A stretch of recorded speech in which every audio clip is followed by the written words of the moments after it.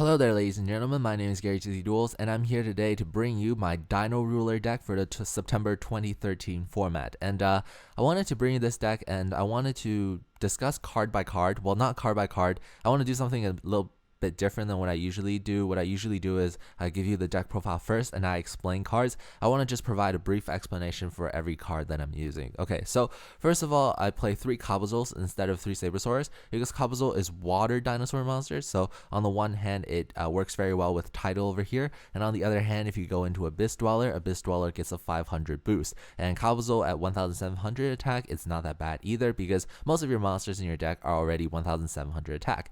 Rescue Rabbit at 1 because you can only play 1, 2 Blaster and 2 Tidal because they really help with the deck.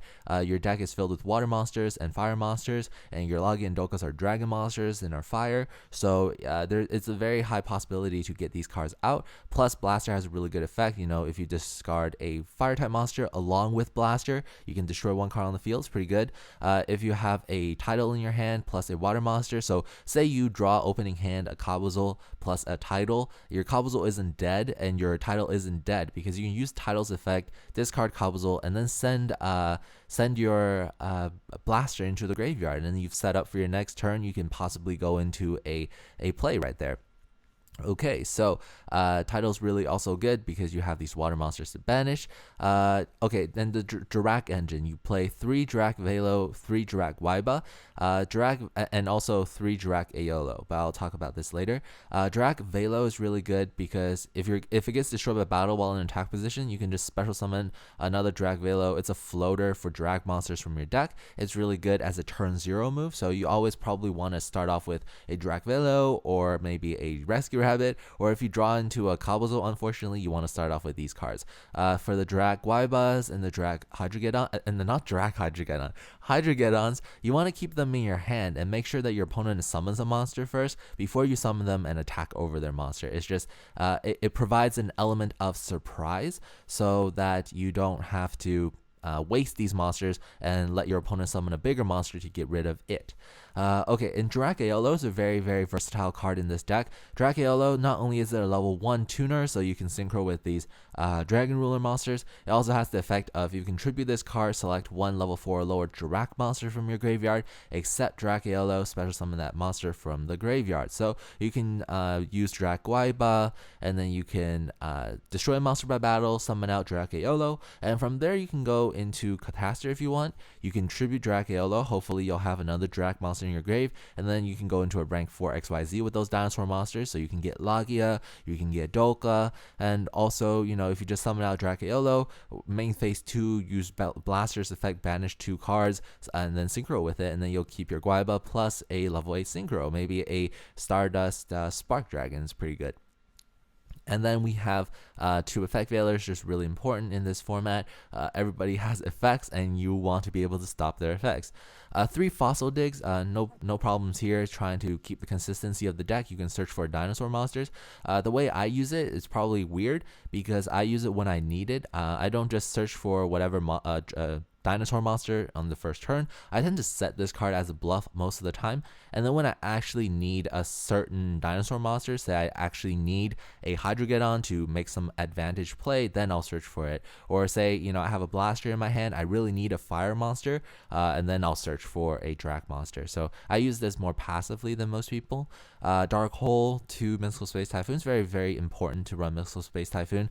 I think even though you have Blaster in the deck, even though you can shut off people's plays with Logi and Doka, I just think that Mystical Space Typhoon is good because you can use it to get rid of field cards, which is kind of a problem these days because all the top decks seem to have like some sort of field card, and they can just keep netting advantage from it. You want to be able to get rid of it. Plus, your opponent, you know, might be like me, play Vanity's Emptiness while you're trying to set up for a play, and instant Mystical Space Typhoon just solves the problem. So that's why I play Mystical Space Typhoon. It's really good in this deck. Okay, so we have also 1 Book of Moon. Book of Moon is really good too because you can Book of Moon their monster and then attack over it with Guaiba or Hydreigeddon, and then you'll net a plus. Forbidden Lance really good. Offensively, you can get rid of a monster with higher attack than your monster, and defensively, you can protect your Doka from being, you know, bottom list and stuff like that. It's really good. Traps, we have bottomless. You can play 1 2 Dimension Prisons. I like Dimension Prison over Mirror Force because I feel like it can get rid of more cards, and it solves more problems. So say your opponent has a Stardust, you can banish it. A Mirror Force would just not do anything to that Stardust. If your opponent has a Draco Sack and he's attacking you, and you can just deprison it, whereas Mirror Force won't do anything to it. I know that Mirror Force, can potentially net you some pluses, but on the other hand, it's not always the case that it's very useful. Just Dimension Prison is more versatile. Compulsory Evacuation Device is really good. Vanity's Emptiness is really good because this deck also has a stun element. You just detach materials to negate stuff, and so having a Vanity's Emptiness is really good, especially when you have something like Logia on the field plus a Stardust Spark Dragon. It's just pretty OP to have Vanity's Emptiness. 2 Venus Chain, very versatile card, and 1 Soul Warning because you only play 1. Crimson Blader because we have we want to destroy those dragons. Scrap Dragon because it solves a lot of problems. Stardust Dragon because it protects stuff. Stardust Spark Dragon because it not only does it protect stuff, it stays on the field. And Catastor to get rid of problem monsters with high attacks. Draco Sack just good. Big Eye because you want to steal their monster. Pearl because you want to beat over Ophion sometimes because you do play Dragon Rulers. Logia and Doka because you don't want your opponent to do anything. Diamond Direwolf to get rid of problem cards on the field. Maystroke for some defense at times. And Abyss Dweller just overall good against the meta these days with Dragon Rulers. You can't you prevent them from activating your effects in the graveyard. For Mermails as well. Also in the side deck we have Kaiku because we don't like your opponent banishing stuff, and we don't like Prophecy. Maxi because there are decks that try to OTK you, and if you don't have your setup properly, that could really hurt. So you want to play Maxi.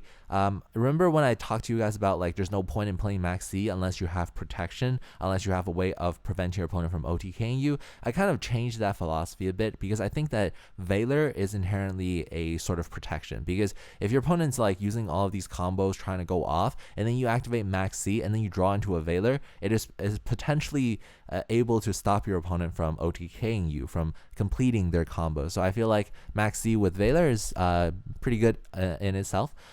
Soul Taker because your opponent might have stupid cards that try to prevent you from setting up. Something that comes to mind always that I hate with a passion is Constellar Pleiades. I just play Soul Taker on your Constellar Pleiades, and then I can go into a Rabbit and go into Logia. So that's what I like to do with Soul Taker. Night Beams and Missile Space Typhoons are good too. I put these in against Mermails. I also put these in against Prophecy, and also sometimes Fire Fist because I don't want them to activate their things that they set. Like I know it's a tanky, so I'm going to destroy it. So yeah, I play that. These Imperial Iron Walls that I run 3 of, and these Mental Drain and Soul Drain, doesn't really conflict with the overall strategy of the deck. As I said, these Dragon Rulers, they're just basically an engine to add a different dimension into the linear playstyle of Dino Rabbit deck. So what I tend to do with these cards is I will side them in when I need to face Dragon Rulers, or when I need to face Prophecy. So what I tend to do is take out all of these Dragon Ruler monsters, these 4 Dragon Ruler monsters plus these 2 Veilers, and what I put in are these 6 cards right here, these 3 Imperial Iron Walls, these 2 Mental Drains, and this Soul Drain. So all of a sudden your Mental Drain doesn't interfere with your Veilers, doesn't interfere with your Dragon Rulers, your Soul Drain doesn't interfere with your Dragon Rulers at all, and your Imperial Iron Wall doesn't interfere with anything except for maybe Rabbit, but it really doesn't matter. So yeah, I play these cards and I take out those cards, and the damage is minimal. So I hope you guys enjoy this deck. I do like this deck a lot. It's actually pretty cheap to make. Well, I take it back because you need to get a Draco Sack, probably. So it might not be that cheap to make. But Big Eye's getting a reprint, that's pretty good. Diamond Direwolf is getting a reprint. So if you want to play this deck, it's not that expensive to make. Logia and Doka have been reprinted in tins, so they're relatively cheap. You just have to find a couple of old cards, I guess, like Hydrogeddon. But other than that, this is a pretty fun deck to play. I encourage you to try it out. This is Gary GzDuels signing out.